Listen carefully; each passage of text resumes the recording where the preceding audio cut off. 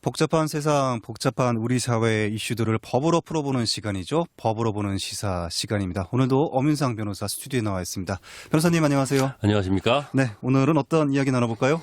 네, 코로나19 계속되고 있지 않습니까? 그러다 보니까 최근에 전화로 진료나 처방 등을 하는 원격 의료 허용 여부가 논란이 되고 있어요. 맞아요. 법조계도 코로나19 이후 비대면 서비스에 대한 관심이 높아지고 있는데 오늘은 이러한 비대면 서비스와 관련해서 원격 영상재판, 전자소송, 인공지능 이런 것들이 법조계에 어떤 영향을 미칠지에 대해서 간단하게 살펴볼까 합니다. 이 코로나19는 우리 일상생활뿐만 아니라 산업 현장 각 분야에도 엄청난 영향을 지금 미치고 있어요. 그렇습니다. 법조계도 전염병 예방과 확산을 막으면서 이 국민의 사법 서비스 접근권을 보장을 하고 각종 분쟁도 해결을 해야 되기 때문에 이 과정에서 정보통신 기술을 활용한 언택트 시스템이 각광받고 있다는 말씀을 해주실 것 같아요. 네네. 그럼 그렇습니다. 대표적인 사례 어떤 게 있을까요? 네, 국제 중재 업무를 예로 들 수 있겠습니다. 국제 중재 업무가 기존에는 중재인과 사건 대리인이 비행기를 타고 중재국으로 넘어가서 직접 마주보고 주장하는 방식으로 이루어졌거든요. 아, 그렇게 불편하게 했었나요? 네, 최근 코로나19로 국가 간 이동이 어려워졌지 않습니까? 그렇죠. 그러다 보니까 국제 중재 업무가 마비되는 사태를 막기 위해서 패널 전원이 각국에 있는 자신의 사무실에서 노트북 등 전자기기를 이용해서 심리에 참여하는 화상 중재가 시도되고 있습니다. 얼마 전에 대한상사중재원 국제중재센터가 개최한 첫 화상중재 모의 심리에는 전 세계 30여 개국 전문가들이 접속할 정도로 국제적 관심을 받았고 각국 중재기관으로부터 문의도 쏟아졌습니다. 언택트 방식은 전염병 감염의 우려가 없고 편리할 뿐만 아니라 비용까지도 획기적으로 줄일 수 있습니다. IT 강국인 우리나라는 이미 충분한 관련 인프라가 마련되어 있는 것도 장점입니다.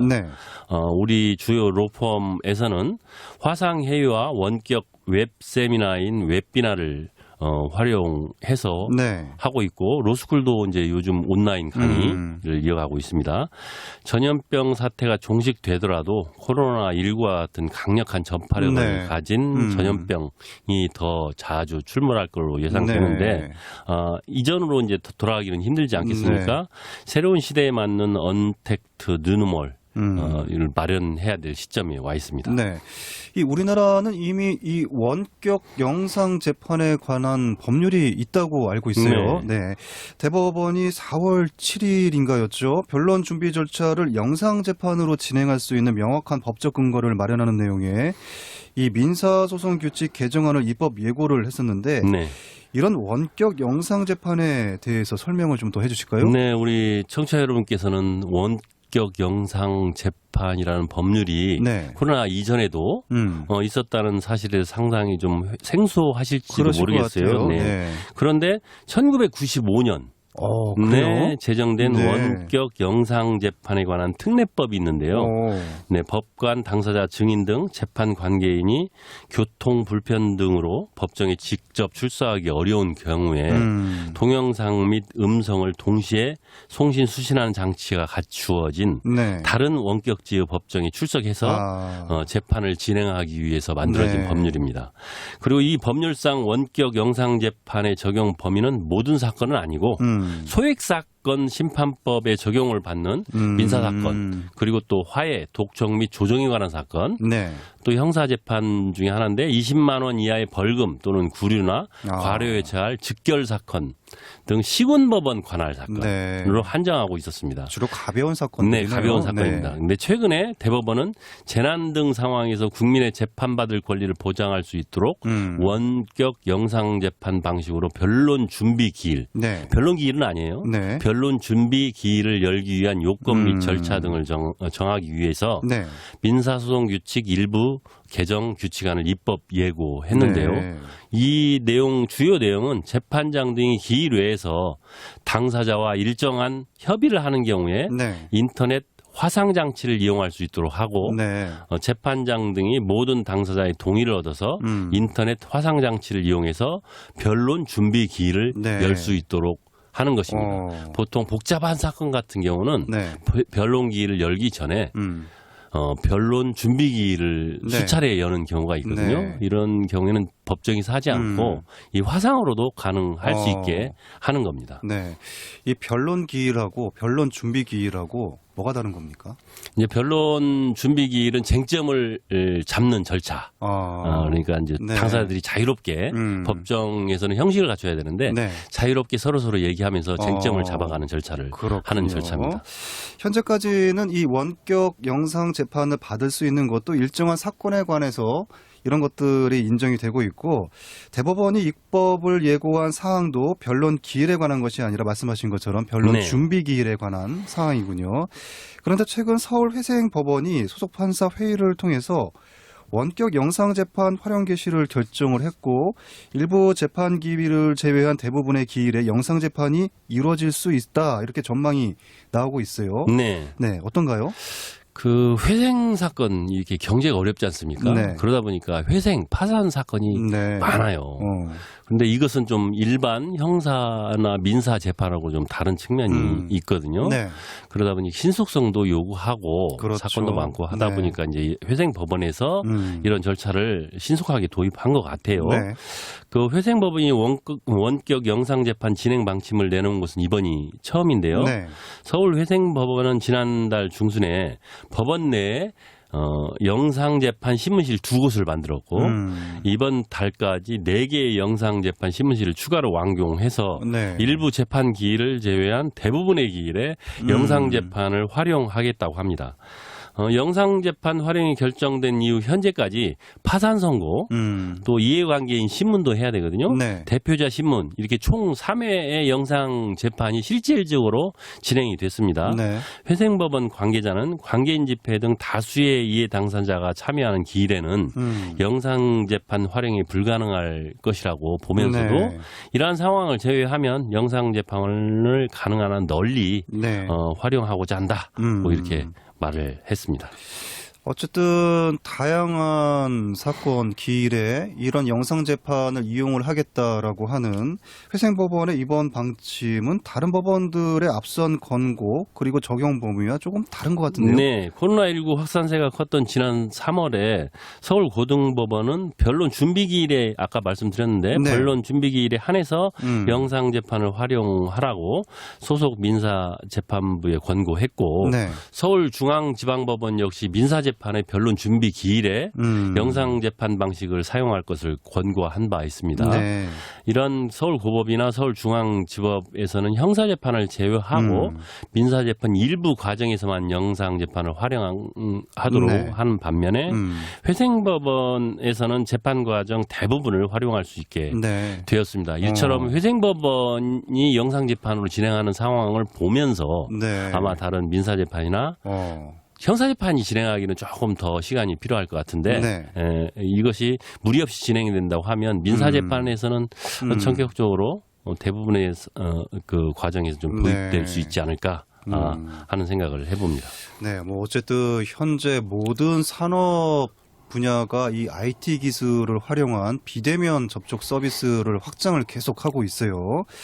이 법률, 법조 시장도 이에 맞춰서 변화가 좀 있나요? 네, 지금 현재 법률 서비스 시장 중 특히 송무 분야, 소송 분야는 대부분의 클라이언트가 지인의 소개나 광고를 위한 블로그, 네. 홈페이지 등에서 정보를 얻고 오프라인 형태의 변호사 사무실에 들러서 네. 대면 상담을 진행하고 네. 또 유임 계약을 체결하면 비로소 변호사가 송무 절차를 진행하는 전형적인 네. 대면 서비스 형태를 유지하고 있습니다. 의사랑 비슷하잖아요. 네, 그렇습니다. 2018년 사법연구안에 따르면 매년 법원 접수 사건 중 약 5% 정도만 변호사의 도움을 받아 절차가 진행되고 있고 네. 약 95%는 변호사의 도움 없이 당사자가 직접 진행하는 소위 나홀로 소송을 하고 있는 것으로 나와 굉장히 높네요. 있습니다. 네.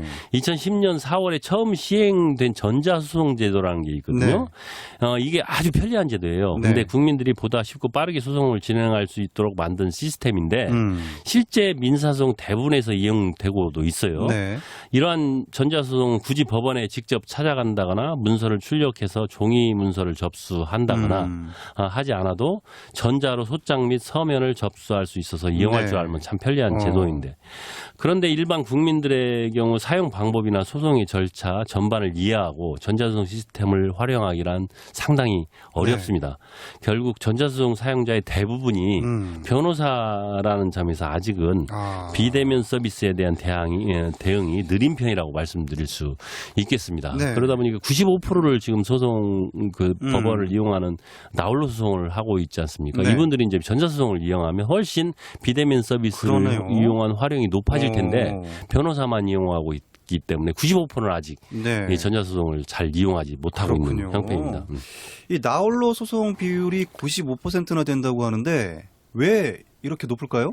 네, 법률 서비스의 소비자와 공급자가 만날 수 있는 뭐 시간적, 장소적 한계가 있을 수 있고 또 소비자와 공급자 사이 소송 비용에 대한 갭이 아직은 너무 큰 상황이라고 볼 수 있겠습니다. 있군요. 네. 수요자인 국민들 입장에서는 일상에서 필요한 법률 서비스를 받고자 하는 수요는 항상 존재해 왔는데 적정한 가격의 변호사 법률 서비스가 접근 가능하지 않아서 굳이 법적 도움을 구하지 않고 포기해 보는 경우가 상당히 많고 소비자는 최대한 저렴한 가격의 법률 서비스를 제공받기를 원하는 반면에 공급자는 일정 액수 이상의 금액을 받기를 원하면서 그 중간 영역대의 법률 서비스는 사실 불법적으로 사무장들이 처리하거나 그런 경우가 많아요.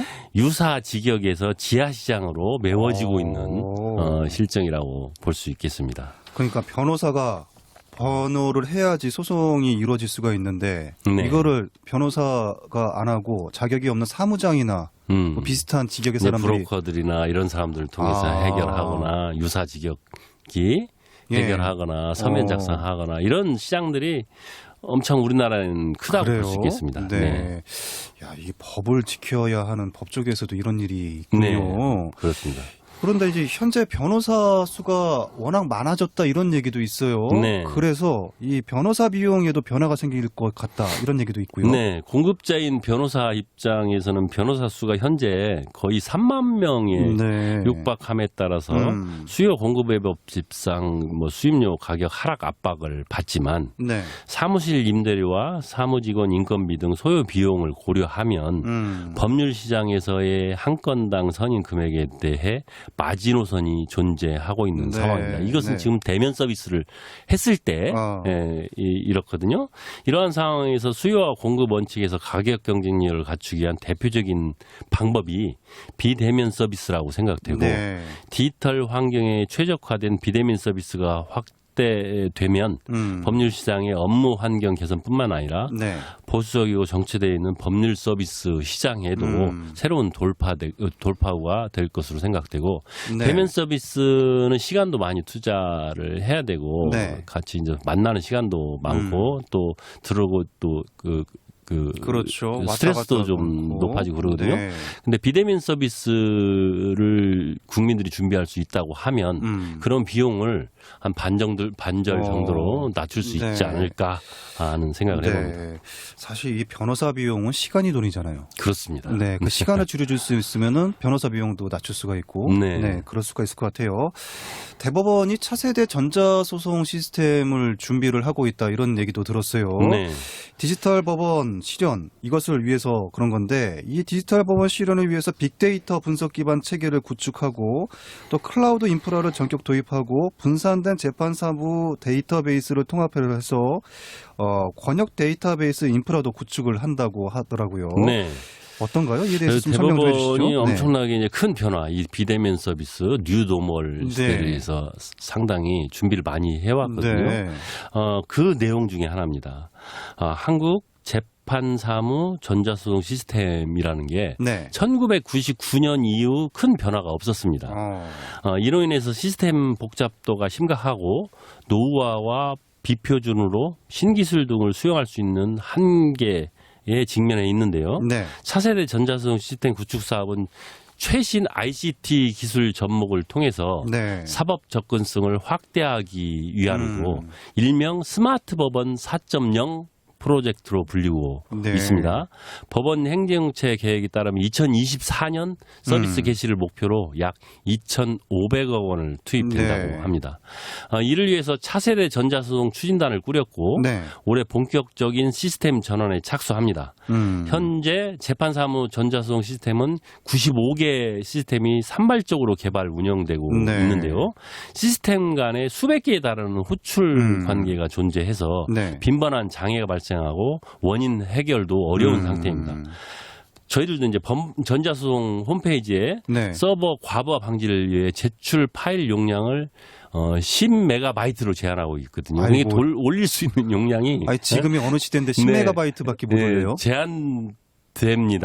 이로 인해서 많은 소송 관계인의 민원이 그렇죠. 제기되고 있는 상황이거든요. 네. 이러한 문제점들을 해결하기 위해서 우선 클라우드 기반 인프라로 전환해서 전자소송 서비스 장애를 최소화한다고 합니다. 네. 대용량 전자문서의 빠른 유통을 통해서 사용자 편의성을 극대화하고 노후된 재판 시스템 사무도 개선한다고 합니다. 네, 뭐 바뀌겠다고 하긴 하지만 이 전자소송할 때 첨부 파일 용량을 10메가바이트로 제한한 거는 좀 황당하네요. 지금. 네, 변호사들이 이제 그 용량을 줄이기 위해서 네. 상당히 노력하고 있습니다. 요즘은 사진 한 장도 10메가바이트가 넘는 사진이 많은데 네, 말이죠. 그렇습니다. 네. 그리고 또 이 전자소송을 할 때 서류 제출하는 거 너무 복잡하다고 그러더라고요. 이런 부분도 개선이 되겠지요. 또 모바일 전자소송 서비스도 도입을 할 것 같고요. 네, 현재 기관 방문 발급 또는 인터넷 발급 후 스캔해 제출하는 전자소송 등록 방식을 네. 사법정보공유센터를 통해 전자적 소송 서류 연계가 가능하도록 할 방침이라고 합니다. 네. 사업이 완료되면 국민들은 현재 12개로 나눠진 사법정보 채널을 단일화한 사법 통합 민원 포털을 통해 법원에 방문하지 않고도 각종 서류를 온라인으로 발급받을 수 있게 됩니다. 또 모바일 전자소송 서비스도 상용화할 계획인데요. 네. 향후 모바일 서비스는 소장, 각종 신청서 등 문서 제출과 재증명이 발급이 가능하도록 서비스를 확대해서 인터넷 전자소송과 동일한 기능을 제공하도록 플랫폼 고도화 작업을 추진한다고 합니다. 네. 어쨌든 이런 변화로 인해서 앞으로 재판을 받아야 되는 국민들의 편의, 재판의 투명성 이런 것들이 높아지는 계기가 될 수도 있겠죠. 네, 인공지능을 활용한 챗봇이 24시간 소송 절차부터 사건 진행 상황을 안내하는 지능형 나홀로 소송도 도입되고 판결문 등 정보 공개 확대를 위한 사법 정보 공개 포털은 키워드 몇 개로 판결문을 간편하게 검색할 수 있어서 국민들의 편의와 재판의 투명성이 대폭 높아질 것으로 기대됩니다. 네. 또한 법정 출석이 어려운 소송 관계인을 위한 영상 재판도 확대된다고 하니까 우리 법률 환경에 급격한 변화가 예상됩니다. 네. 이렇게 소송과 관련된 서비스에 인공지능도 도입이 되고 최첨단 미래 기술도 도입이 되는데 그런데 사람이 바뀌지 않으면은 그렇습니다. 다 필요 없잖아요. 네. 법관들의 업무 처리 방식에도 변화가 생길 수밖에 없겠어요. 네. 빅데이터 기반 AI 시스템을 도입하는 등 각종 업무 처리를 지능화, 자동화해서 법관 등 사법부 구성원들이 업무 분담과 사건 처리 기간도 줄여나갈 예정이라고 하는데요.